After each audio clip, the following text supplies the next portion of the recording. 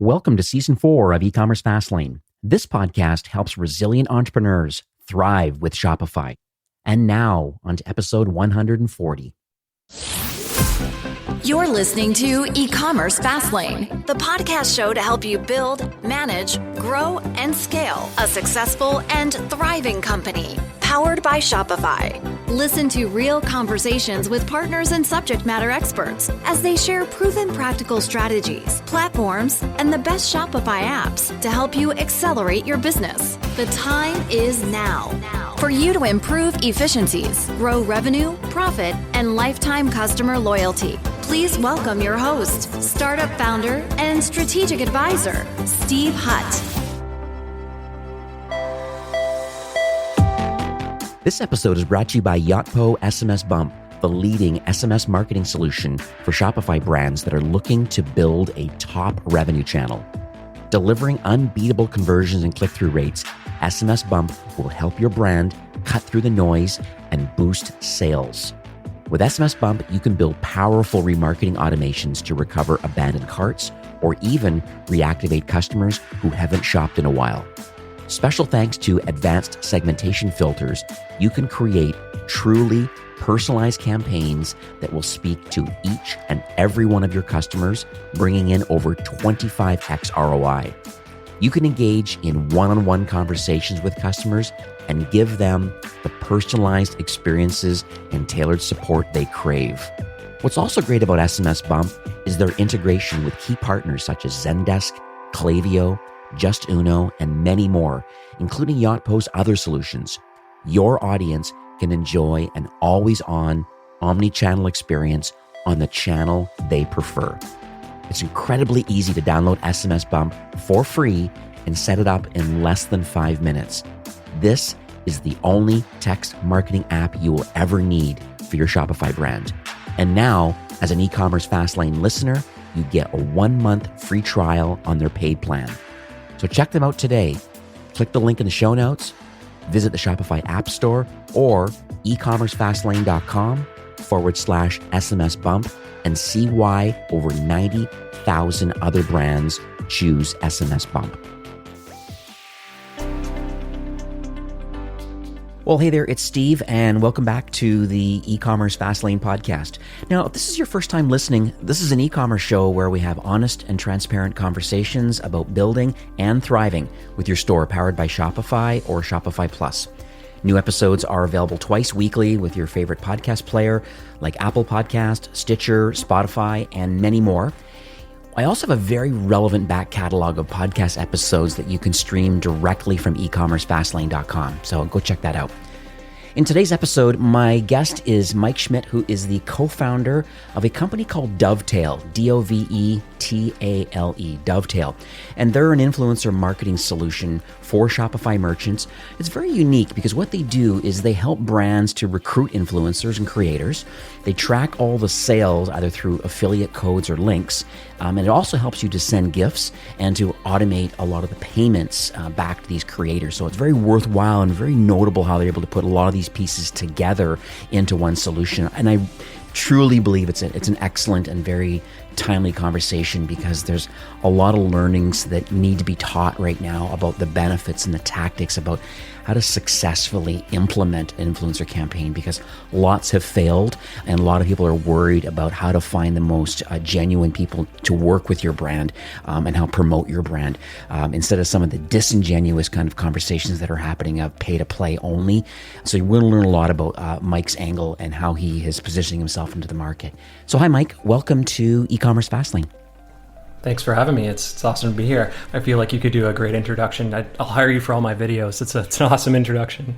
Hey, you know what? A voiceover could be in the future for sure. I'm fortunate maybe biology a bit, a nice mic, and then having an audio processor certainly helps a little bit. But I mentioned a tiny bit at the top of the show, things that I've learned off the website. We've chit-chatted a little bit offline a bit about, and I have a few brands that actually are using your solution. So I was able to kind of snoop around to see exactly how they're creating community and how they're recruiting people. It's quite interesting. So I just would love to hear it in your own words about specifically what the Dovetail platform is doing for brands and the type of problem that it's solving for Shopify store owners. Yeah, I think not enough focus is around the problem, especially in the influencer ecosystem. And when you kind of just like break apart the influencer marketing problem as a kind of like a first principles approach, I think one of the things you'll start to realize is that everyone's just trying to grab attention. Like all of the Shopify customers are just trying to grab more attention of potential consumers for their product, right? So if you think about like the fundamental underlying business model of the internet, you just think about like attention as the business model, right? So the only reason I mention this is because I haven't really heard a lot of people talk about the problem the way that, our team talks about the problem. And everyone else kind of just like injects influencer marketing. They tell you about the solution. They're like, oh, this is what it does. This is how we do it. This is how we're different. And you, along with everyone else, probably in the Shopify ecosystem, has heard of like the 10 to 20 companies that are always kind of, fighting for the influencer platform approach, if that makes sense. So I think like just like kind of breaking it down and just like understanding the problem is just a really great place to start. And I really like this question because when you think about the attention models on Facebook or Instagram, you're paying Facebook or Instagram for the attention that they've captured, right? They've done an incredible job of just like getting people addicted to the platform. And I think like, it's an awesome business model. It's obviously proven to be great for shareholders in those companies, TikTok the same. And it makes sense for like Shopify to continue to partner with all the amazing work that those places are doing. But when you think about just like the influencer marketing problem, it's like it kind of comes into fold when you start to think about customer acquisition because you're also thinking about attention. So break it down into like two different types of merchants. I know this is a grand assumption across the Shopify merchant category, but like think about day one customers on Shopify, right? They have no customers. They have probably a support network, family, friends that are going to buy their products for the first time. And then you have like kind of an uphill battle to get your, first real customer, a customer that you don't know. And I think Shopify has like this great mindset around like getting your first sale. There's like really cute little things that happen from sounds to different things and animations in the platform. You guys have crushed it. You guys have done an amazing job of it, first off. And then the second thing is like our customers, they talk to us and they're like, influencer marketing is a really clever way to sort of get around the expensive CPMs on Facebook and Instagram, right? Because it's very expensive to go to Instagram to buy an ad these days, and you have to have the expertise to tell that story through an image or a video or a story or whatever the format is. So influencer marketing kind of encapsulates this two-element approach when acquiring customers. Number one, influencers are great at telling stories. And number two is they have a collective audience that sits behind them that trusts things that they say. So I think like if you take like that day one customer, coming back to the start of this, you think about like how if you can take a Shopify store, say for example, a new merchant that's really excited about selling something online, and you can pair them with the right creators, the right influencers, the right people to tell their story, it becomes a really special thing that you can do for a day one merchant. Now, the same argument can be applied to a merchant that's been selling for 2 years and maybe has a couple $1 million in revenue. They're always looking to grow their customer base, and they're looking to kind of tell that story in a slightly different way. So I think that's what's happening across the influencer problem set, but I haven't really heard a lot of people talk about the problem from like a first principles approach and saying like, what are the things that we can do to improve customer acquisition for a Shopify merchant? So that's kind of like our focus right now is like very much on e-commerce and specifically on Shopify. You can only really use our product on Shopify. So we're really excited about the stuff that you guys have built. And then also I can't commend the Shopify people enough for like their support and their helpfulness and just always responding to emails, jumping on the phone with us and all that kind of stuff. So just kind of wanted to put that out there, but that's kind of how we think about just like the problem statement and the flows for different types of customers. Obviously can get pretty granular, but day one, kind of day 90 customer on Shopify. Yeah, I love it. I'm glad you're having some good experience with the partner ecosystem because that's the main crux of this show is just interviewing app and agency partners and a few thought leaders, but they're still part of the whole Shopify ecosystems. And I say it a lot on this show is that, Shopify does 80% of commerce really well with their platform. And it's probably hundreds, if not thousands of projects are in the queue right now that are enhancing the platform as the core platform. But then it's always that partner ecosystem is what's really differentiating the platform platforms and just the friendliness of the partners wanting to work together and try to figure out a way, especially in non-competing verticals, of how each partner can work together. And there's a lot of sharing. And I'm glad that's the kind of experience that you're feeling, because I think that's exactly what the experience the platform team and the partners team wants to have with the 6,000 or 7,000 partners that are connected to Shopify. So I think it's exciting. I will add one other thing to the show notes too, because there's different, maturities, and people listening today, they could have a store and are dying to get their first sale. There's a lot of resources available for sure. So depending on your maturity and where you're at in your entrepreneurial journey, I'll put a link to how to get your first sale and and a really great checklist that's available just for some things to think about. And it's interesting that the influencer side, the creator side, and how building authentic relationships is part of that strategy that you need to really think about. And it's so close to being free to acquiring a new customer. Just coming back to your earlier point, I never thought about Canadian as a feature.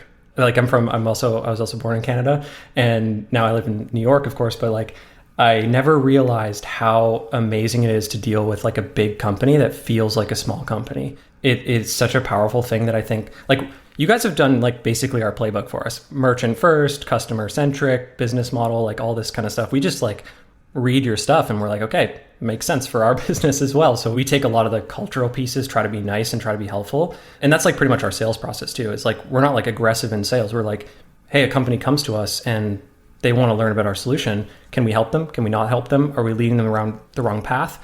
And I think there's a lot of power in just like, let's call it Canadian as a feature or Canadian as a product. I don't know. But there's a lot of power in just like being nice and helpful, I think, in that ecosystem. And again, you guys have done a great job of just building out partner ecosystems, because you guys have obviously made it very easy to build a store online, but there still are complexities to marketing, to like infrastructure, to like all the things that have been done. And there's like, I mean, I can only imagine where your roadmap is going, but like you're probably like not even 10% along the journey at Shopify, and you still feel like there's so much you can do for merchants. And I definitely see it after building in the Shopify ecosystem for the last couple of years. So let's dig into your journey a bit. I think it's always interesting why people build what they build. And I'd love to hear that story about, what you believe uniquely positions you. I mean, I hear some of the feature sets. I understand the mindset around what you're building, but I would love to understand more from you. And I understand there's a co-founder also. And, I'd always frame it this way. It's like, why the desire, and how did you get the expertise to want to create this platform? So it's kind of started off in 2013. So I was bit by the startup bug in 2012, 2011, when I was part of a Canadian program in Toronto called the Next 36. So I always thought I was going to be kind of like in finance or do like an engineering type role. I went to school for engineering at Queen's. And then I was part of this program. My whole world kind of was upside down. I wanted to be an entrepreneur. I kind of explain entrepreneurship as like this parasite where I just can't get an idea out of my head. And it's just like the only way to cure it is to just go and do the thing that you just keep obsessing over. Because I have an obsessive complex. I just constantly think about the problems. I love thinking about problems.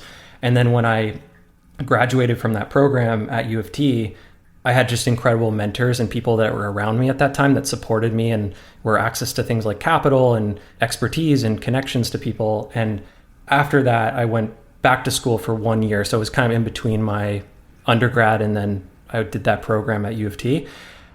I went back to school and I was like thinking about all the problems that I could solve based on my last failure, because I had built a small company before that. And I was like, oh, how can I improve? Like, what could I do better? And it kind of just came down to team. So team was the thing that we sort of just didn't get right in the first iteration. All the people I worked with in the past were great. It's just like the pieces of the puzzle didn't fit. It doesn't always work out the way you want it to. And in 2013, I started a company called Listen. And Listen was backed by someone in not your backyard, but in probably a lot of the Shopify folks in Toronto and Montreal. Real Ventures backed us. And they were really excited about us building kind of like Instagram for music. So in the same way that Instagram could allow you to build kind of like social following around pictures and videos that you loved, we were doing the same thing around music. And the way we got to like 500,000 users, we got acquired, we went through the whole kind of like startup journey, is we got big because of influencer marketing. So we were one of the first companies to do like mobile installs and mobile acquisition through influencers on Vine. We paid Shawn Mendes like $50 to do a promotion when he was doing little musical sessions with high school groups and just like at small auditoriums and stuff. So he wasn't even big. He had like 4,000 followers on Vine at the time. And, we were just happy to support him. And we had built this like really robust data system on the back end where we were just like scanning for new profiles all the time. And we were like, this is something that we could productize. So short story long is like in 2014, 2015, sold the company to a holdings company in New York, which brought me from LA and Montreal to kind of splitting my time between those two areas to New York.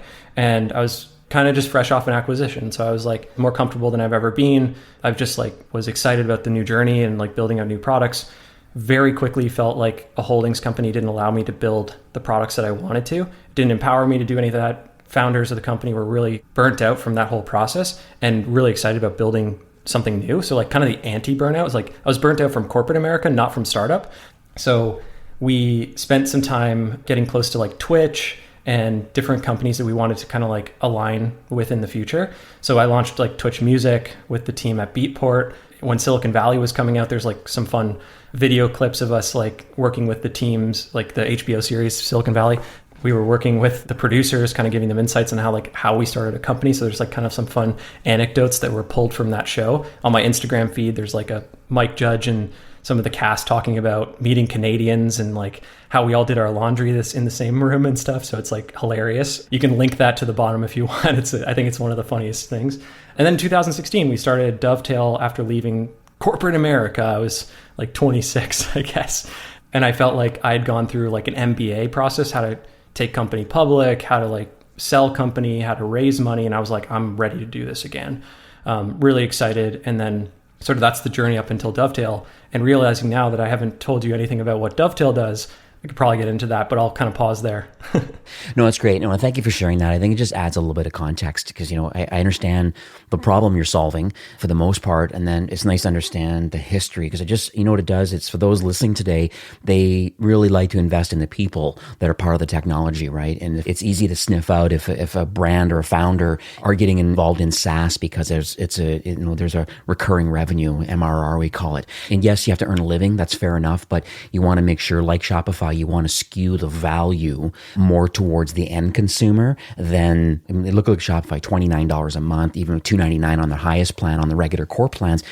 It's dirt cheap for the opportunity. And there's brands doing $5 to $10 million a year on a $299 plan. So the value always needs to be pushed. And that's what I get from you is that I understand the problem and I understand of kind of what you're trying to do now and just your journey leading up to it. And now here we are with all of this strength now, this knowledge and experience now, and you're like, hey, corporate America is out as far as I'm concerned. However, I believe that I can take the knowledge that I've learned and now I can start applying it towards solving some real world problems with, the 1.5 million or 2 million entrepreneurs that are on Shopify.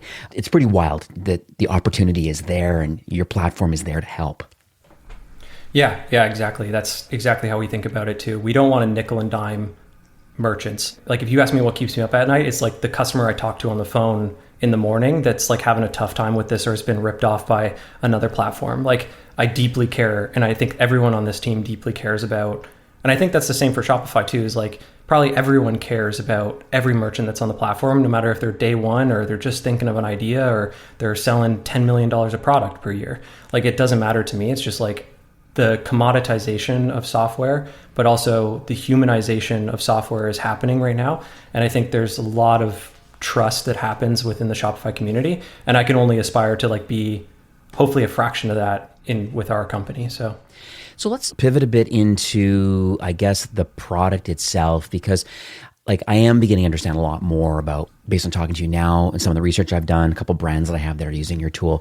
I understand how you're positioning it. It appears to be quite a useful tool for marketers. What do you think are some of the top kind of Shopify use cases that our merchant can solve today with Dovetail? I think it's just like a combination of things. When I jump on the phone with people, or if our support team jumps on the phone with people, new customers or existing customers, we solve kind of like a couple categories of problem. Number one is like, there's so much media out there that says you need to do influencer marketing. Everything from Forbes to entrepreneur.com to like just individual blog posts from companies. And they say, you need to prioritize this. There's a lot of merchants that come to us. They're like, I don't really know what to do. I'm confused. There's a lot of stuff out there. And we're trying to normalize that. That's like one of the first things we're trying to do is like take a step back. Let's try to unlearn everything that you've learned and let's like start with, the basics and let's get you there. Because I think that the influencer marketing world has somewhat of a tarnished viewpoint where it's like, I get kind of the basic mechanics of this thing. I, reach out to someone, I engage with them, I get them to promote my products, and then their audience will come and buy my stuff. Now, I think just like what we do is a lot different than everything else that's out there, like the things that I've seen, or at least like the founders that I've heard talk about their products. And I'm not saying they're wrong or anything else like that. I just think we're different. So influencer marketing kind of needs like a little bit of a facelift, because like when companies come to us, they're like, we want to do this. We want to acquire customers. We want to reduce our customer acquisition costs. Doesn't everybody? But I don't know where to start. And I think we check that box, but also we guide them through the best practices with a great product. So I read this great article that kind of stuck with me a couple months ago. The best SaaS tools are taking like the founder's knowledge over many years, or like the team's knowledge over many years, and dumping it into a couple lines of code. Like think of Stripe. Stripe is just an incredible tool where you can, get things up and started, and it can be your back office for payments. Shopify, same thing with e-commerce infrastructure. And I think there's something really special about what we're doing with Community. So Community is a tool that kind of all encompasses all of these concepts, because I think the nomenclature problem is one in which kind of is all encompassing. And I'll explain what I mean by this. So Dovetail helps people grow their constituent audiences of individuals that love their products. And it doesn't necessarily have to be an influencer. It can just be someone that loves buying your product. That could be your influencer. Because I think when people think influencer, they're like, has to have over 5,000 followers on Instagram. And I just don't think that's true. I think that there are influencers out there that have like 10 followers and they're driving considerable sales. Take this company, Therese, that we work with, that we just released a case study on. Their most active affiliates in their community have like 1,000 followers. They're selling lots of product. Like they're going around, they're like hustling, they're building an income. Like there's a whole layer of entrepreneurship that lives below what e-commerce is doing, which is like team buying and group buying and those types of things that are happening in China that are really, really exciting for our business.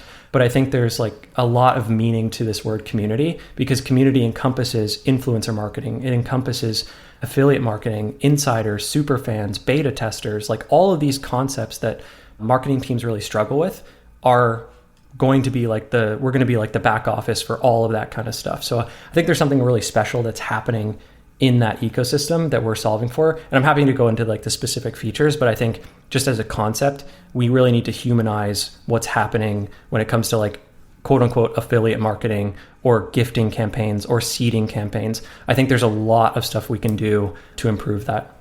Yeah, I believe there's a lot of piecemeal going on out in the marketplace. And, once again, I'm not saying that there's anything wrong with some larger influencer platforms that are out there to manage these people. There's a large cost that goes along with that. So usually the human capital and the platform requires a lot of human capital to manage it, and the price. To me, I can see it being a challenge, becoming a Swiss Army knife of all things to do with like influencer marketing or community building. And, as you call it, you said, grab more attention. I mean, that's really what everyone's trying to do.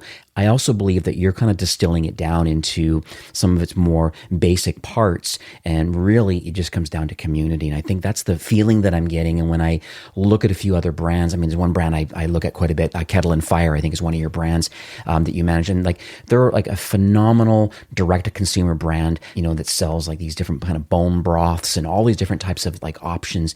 Really incredible company, really, really well executed. And when I see how they're building their influencer campaign through your tool, I'm going to make sure I have a link in the show notes, because I have to show this. There's a few others. I know you have some case studies that I'm going to link to, but it's pretty impressive about what people are doing with your platform. And they become raving fans for Dovetail because of the incremental lift that your platform is doing for them.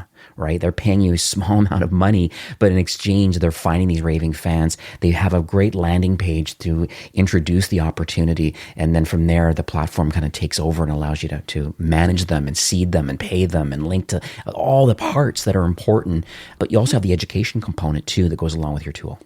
Yeah. And also like the Kettle and Fire team specifically, like every time we jump on the phone with those team members, it's always like, those guys are amazing. And I think like just for listeners that are kind of trying to become like these staple Shopify examples or like trying to grow their brand, one huge piece of advice I have for just like any merchant that's on Shopify is coming back to one of the first points is like, just like present the problems nicely, because I think like Nick on their team is an incredible marketer.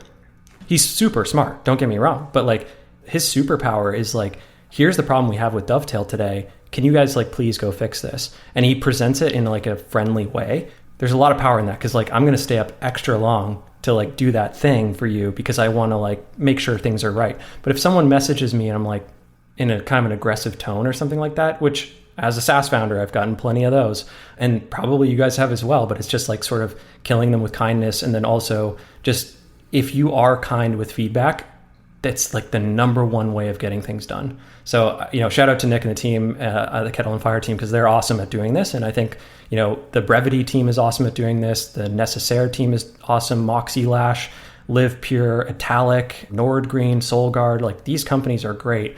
And the reason why they're great at what they do is because like, we obviously want to help every single brand we work with, but like we want to help them extra. Like we really want to help them a lot more. So it's great to see. And if you want to be like a great marketer too, engage with your SaaS partners and like be nice to them, because like they're here to help you and they're also dependent on you as well. So yeah.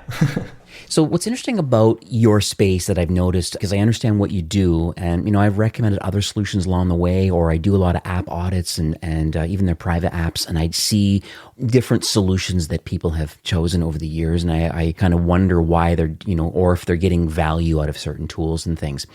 So it seems that there's this pretty large bucket of influencer marketing tech that's certainly available today. Like you said, 10, 20 solutions. There's probably, I'd say quite a bit more, but 20 well-known ones that are available in the Shopify sphere. And I'm slowly starting to figure it out here now, but like how specifically is Dovetail differentiating itself from others in this, and I got these air quotes now, of influencer marketing technology? Let's just like kind of break down like the landscape of influencer tools right now. So I think there's like the really expensive tools that claim to do all this stuff, but when you reach out to their teams and get the case studies, or if you ask them for case studies, they never show you how much generated sales you have. We're making like a huge effort just to show you plug in Dovetail, this is how much sales you're going to get if you listen to us. If you do like the things that we are trying to educate, here's how the results look. Like the best thing that I think any enterprise solution can do is just show results, like show that you're actually making a difference. And I think the problem with a lot of the influencer solutions out there right now is like, they're not showing proof. They're not showing that this thing can actually turn into something. Like I'm so excited to I can't wait to release some of the case studies we're doing right now, where merchants are just killing it and they're paying like $100 to Dovetail per month. I'm like, that is amazing. Like exactly what you said about Shopify. Like I am looking so forward to like sharing some of the case studies that we have. And it's super fun because I can distill down like the basic components of what we're doing with Dovetail. But in response to your question around how are we different, I think like we're just like fundamentally different than the existing solutions. Cause like if I could make Dovetail free, I would make Dovetail free. We have to make money, we have to pay the bills. So like that's kind of how we have to do things. But there's no way that I want to charge like a small merchant $2,000 per month to use Dovetail. So I think just like systematically we're thinking about the problem as like a scale thing, not a small like integration for some companies or like a bounty on software. So I think for us, when we think about just like the influencer marketing space and like overarching community space, influencer marketing is going to be a very small piece of what we do in the future. It seems very big right now, but influencer marketing is kind of like where we start. Where we're going is much more profound, I think, especially with content marketing, especially with like native e-commerce functions that we can build into members and the relationship they have with different brands. There are so many cool product things that we're going to bring into Dovetail that I'm like, I really wish I could share them with you guys on this podcast, but I want to just be cognizant of like what we're doing and like how, I don't want to like let it out of the bag quite yet, but social and commerce has never been more exciting. I think what we're seeing in China is the start of a huge wave, and it's only going to get more sophisticated here in the US, especially with like Shopify being at the core. And I think just in general, it's like people may think that we're an affiliate solution, and that's a part of what we do, but it's not entirely. That's just like one framework to think about when you think about community, member-to-member interactions and functions, and like how those brands can collaborate and build more humanization to the whole influencer space, which I think is just like completely gone after the couple of years that I've just been involved in this space. I've seen it go up and down, but we want to really like humanize it and make it more friendly and like bring back the purity of like content creation and drive it back to sales. I think that's like one of the big things that I've got on my docket for this year, and I can't even wait to show people what we're doing. And any updates, let me know, because we'll update your show notes. So depending on when you're listening to today's recording, there may be extra things that have happened since this recording, and we'll make sure that the show notes are updated with those extra links of new features, new case studies, things like that. So let's maybe pivot a bit over to, I'm going to call it a 30,000 foot view of just of like the landscape in general of influencer marketing. So I understand that there's lots of major players out there, but you're fundamentally different, and you're trying to be and are significantly more helpful to brands. And we talk about the exchange of money, very, very small amount of money, but for a much larger upside based on community and engagement and just how you're interacting. It's so interesting. It's very unique way you're positioning it. And it's hard sometimes in a podcast to show that. But like I said, everybody listening today, hit the show notes. There'll be lots of links to the case studies and links to partners that are successfully executing with your solution. And you can see why they're doing so well. But let's just talk about anything notable that you can maybe share with the listeners today around this whole landscape. I focus a lot of my time on customer, but when I don't, I focus on like kind of like industry, where it's going, and kind of like predicting the future, reading the tea leaves. So I'd say like there's kind of like 4 things I'm thinking about, or like I think where the first one is like boutique agencies and consultants will continue to grow in the space. So think about like early days for Shopify. Like one of the most successful things I think you guys have done is the partner programs and like the agency partners and like those types of people that support your ecosystem. Same thing's going to happen with influencer marketing, and it already has happened, but it's just going to become more standardized. And like we want to be that platform that powers 90% of those kind of solutions. So think of like a partner that's a development partner to Shopify. Think about it as a consultant to people running communities on Shopify. The same effect is going to happen. I think we're a little early before that happens, but boutique agencies will thrive because of that. Consultants will thrive because of that. Distribution of entrepreneurship will continue to happen. So I think that's kind of like the first trend. And hopefully we can enable a lot more of that. The second one is like, I think there's a lot of quote unquote tech companies in the space that will just become agencies, like tech enabled agencies, people that have kind of like overfunded cap tables, investors that have sort of like overcapitalized and gotten in on Series A, Series B rounds of companies that are similar to Dovetail. And I think that they'll just look for either liquidity, or they'll kind of force those companies to become agencies just by nature of cash flow and how much there is on the services side. I think there's also kind of like a growing effort, kind of like third prediction or third trend is like the overpriced tools will be forced to kind of like bring their prices down, but they'll also be forced to show results. So I think that's going to be particularly painful for a lot of them, because like a lot of them have just worked with big brands. Like, you know, if you're working with like L'Oreal, P&G, or anyone that's like not a Shopify native brand, sometimes like results, like direct revenue is not the main focus, but for a Shopify store, number one focus. So there's like interesting dynamics that's going to happen there. And then I think the fourth one is like the one that I'm particularly excited about, which is just like the name, the industry. Like I think that there's an exodus of influencer marketing and an incoming of community. And I think community is like the thing we want to own. And I think we're definitely well positioned to get there. I'm kind of just like dogfooding my own prediction here, but that's kind of like the 4 categories of things that I'm seeing. And I think like, you know, we're probably 12 to 18 months away from those trends.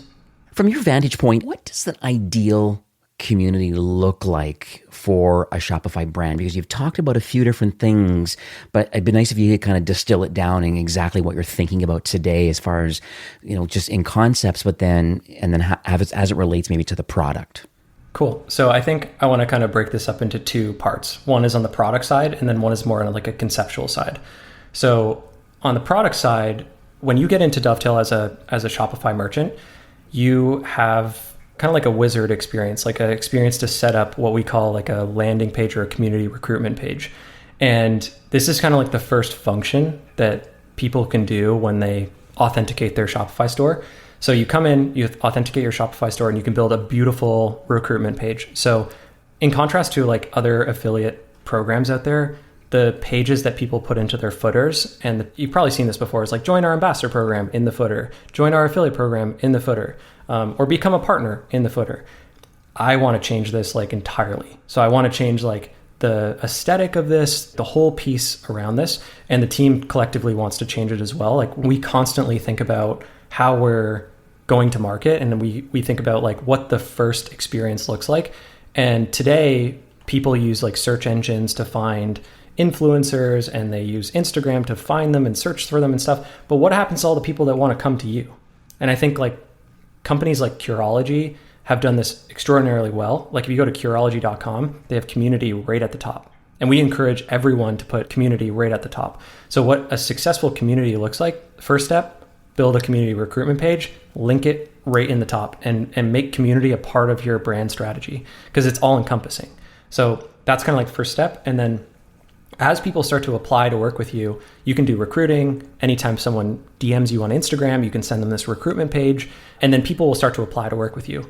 You can kind of like accept them almost like in a dating app style, but for influencers that are excited about working with you. You'll see this from our homepage is like there's a little check or an X being like, this is someone I want to work with. This is someone I don't want to work with. When you accept someone, you have the option to give them a gift from your store that syncs up with your Shopify backend, the SKUs that all sync up through the Shopify connection, and an affiliate offer, a link or a code kind of thing. So those are kind of like the main components. And then as those people that are a part of your brand community, they start generating revenue from the codes or the links that they're creating content around, or just pitching their friends and family about the brand that they're working with, they can earn a commission. So it's very similar to an affiliate program there, but there's like that gifting element that's built directly in. And that gifting element is huge because people today use like spreadsheets and manual entry on Shopify to basically send influencers gifts. So we've productized that whole bit, and people don't need to share their addresses. All that stuff can stay confidential. They don't have to share their like shoe sizes if they're getting a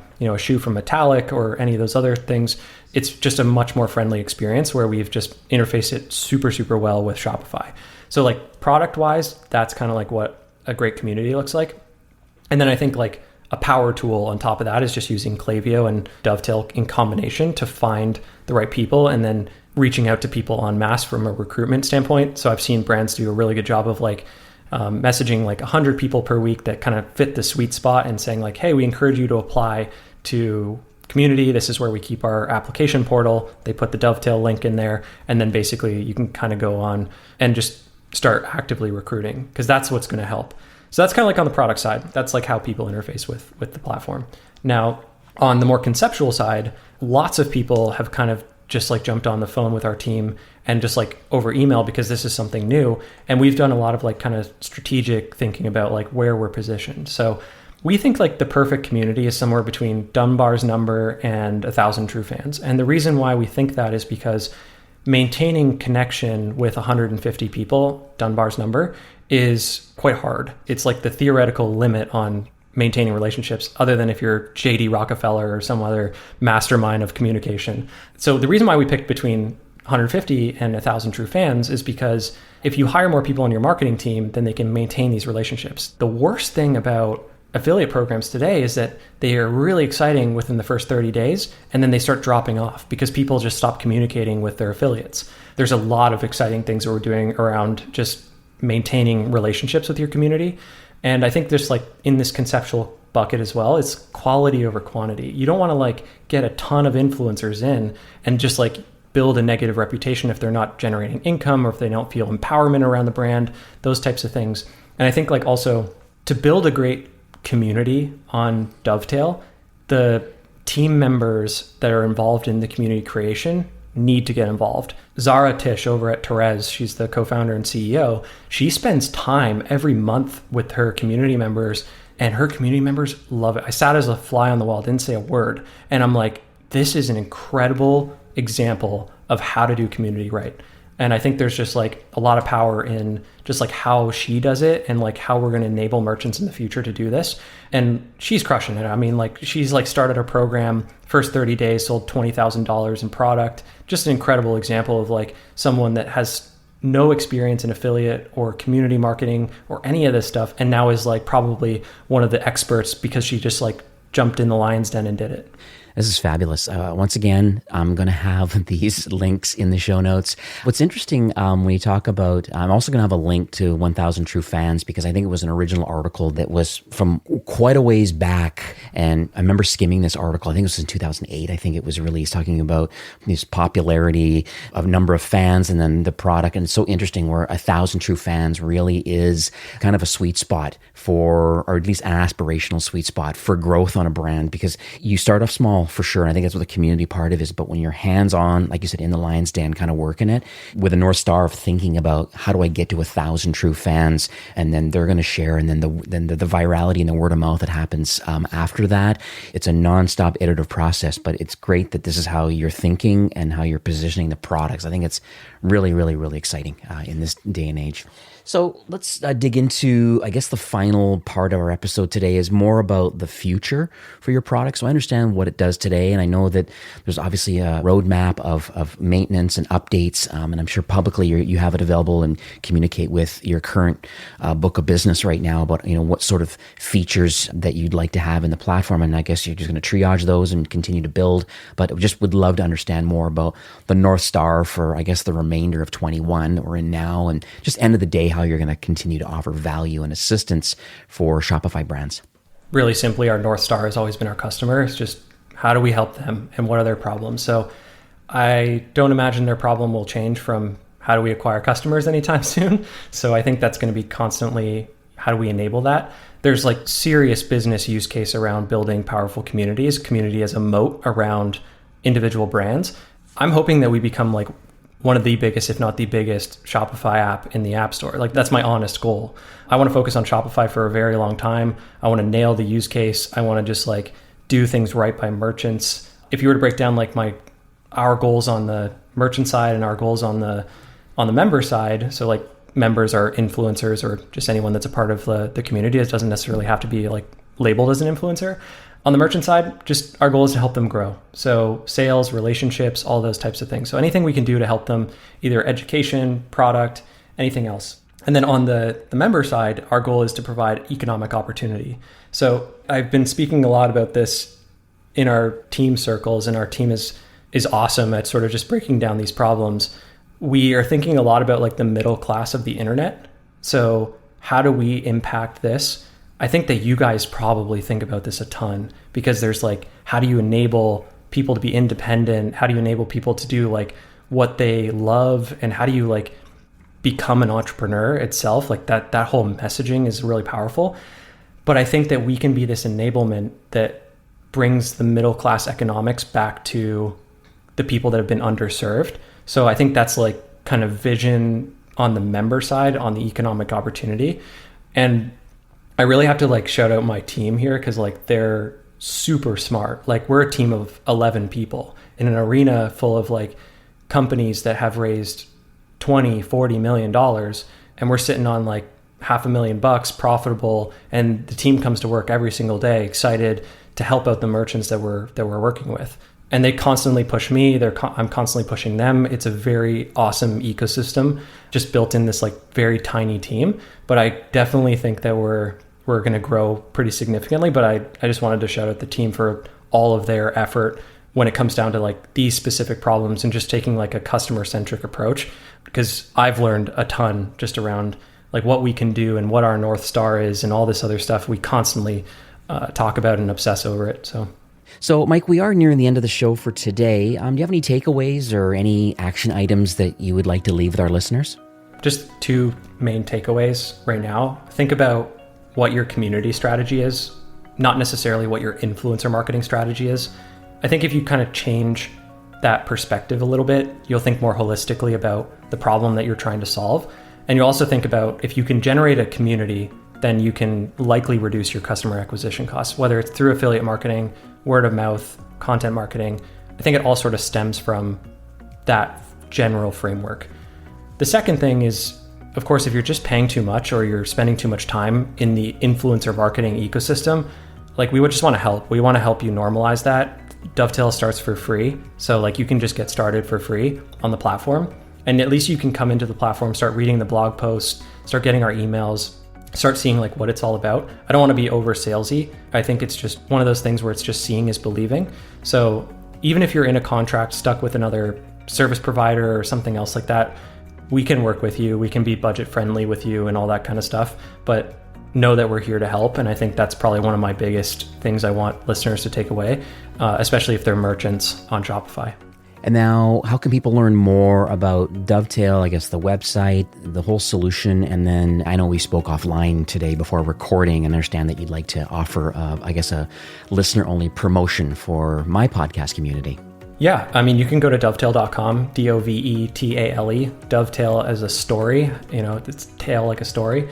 You can go to Twitter, LinkedIn, Facebook, any social, and just we're at Dovetail on every one of them. And the promotion is anyone that's listening gets 3 months for free of our pro offering. So if you are excited about kind of like migrating any existing affiliate services, or if you're excited about kind of modernizing or just cleaning up any of the spreadsheets you have or anything else like that, we do have the free version that you can start with, but listeners of the podcast today can get started with 3 months for free. And you'll probably put it in the show notes, right? I will indeed, yeah. So it'll be ecommercefastlane.com/dovetail, and that's going to redirect to that landing page that you've been so kind to create. And I've just had a look at it. So it has great links and stuff, which I love about a lot of things that we talked about today about recruiting and qualifying influencers, how to easily send and track gifts, how to track sales with referrals. It's quite interesting. There's a couple of case studies on here. I really think it's very notable that you have also divided up the community in what you're calling kind of segmented communities under beauty or fashion or food and beverage, animals and consumer goods. So it's interesting how you've organized it that way. So no matter where you're at and whatever kind of brand that you have, there will be a case study and you'll be able to link certainly to a live instance of this solution being used. So I think it's just nice to be inspired by others. And I think that's the whole benefit of kind of entrepreneurship. It really is kind of paying it forward a bit. And I think a lot of these people could be further ahead in their journey and they're executing with your platform and are reaping the rewards of success. But there's also those that are just maybe not happy with their influencer program they're trying to implement now or they want to implement. And it sounds like with your free plan or in this case, like a 90 days to take the full solution for a spin, I think it's fantastic. I think people should take advantage of it. I just, once again, Mike, thank you. This life of learning, I think, is one of my mantras. It's just, I got to be a constant learner, and I really massively appreciate from today's recording. I feel that, you really are in tight alignment with Shopify, with really wanting to help, brands improve efficiencies and grow revenue and definitely build this lifetime value and lifetime customer loyalty through these ambassadors and raving fans, all because of community. And just wanted to thank you for coming on the show today, sharing your knowledge and your vision. I wish you awesome success. And like I said, anytime in the future that you have any updates, just send me an email and we'll make sure your show notes are updated. I appreciate it, Steve. Thanks for having me. All right, take care. This episode is brought to you by Yotpo SMS Bump, the leading SMS marketing solution for e-commerce brands looking to build a top revenue channel. Built for compliance, SMS Bump helps you recover carts, launch targeted campaigns, and engage in truly conversational commerce. Join over 90,000 businesses that use SMS Bump to build meaningful relationships with their customers and sell online. So check them out today. Click the link in the show notes, visit the Shopify App Store or ecommercefastlane.com/SMS Bump and see why over 90,000 other brands choose SMS Bump. Well, that's it for today's episode. I'd like to thank you personally for being a loyal listener of E-commerce Fastlane. It's my hope that this podcast is offering you a ton of value through growth strategies, tactics, and exclusive insider tips on the best Shopify apps and marketing platforms, all with my personal goal to help you build, manage, grow, and scale a successful and thriving company powered by Shopify. Thanks for investing some time today and listening to the show. I'm so proud and excited that you have a growth mindset and are a constant learner. I truly appreciate you and your entrepreneurial journey. Enjoy the rest of the week and keep thriving with Shopify.